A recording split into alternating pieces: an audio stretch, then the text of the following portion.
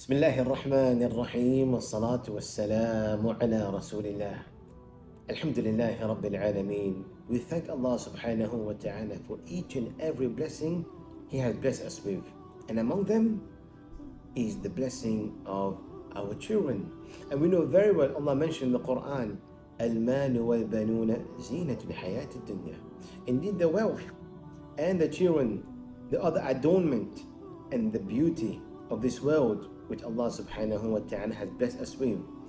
And at the same time, we need to understand we have rules and regulation of how to make the tarbiyah of our children.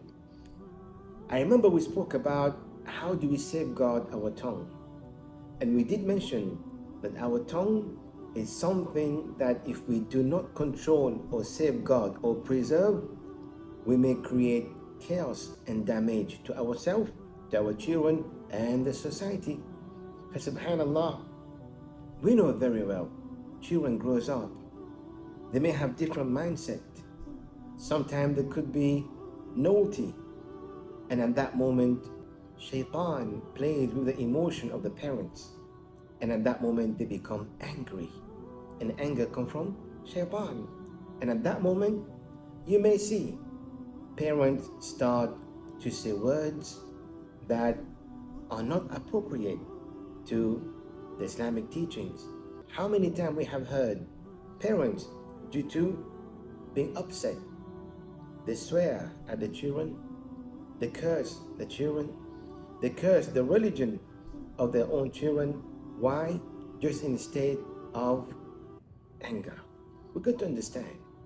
The Prophet Muhammad sallallahu alaihi wasallam said, the dua of a father and the dua of the mother to their child is accepted, either it is for the child or against the child. We need to understand how many times we have prayed against our children without realizing. And we need to understand this could be accepted. For Nabi sallallahu alayhi wasallam, he said, do not pray against yourself, your wealth, or your children. Do you know why? Because it could be at a time where your dua are accepted and it gets accepted.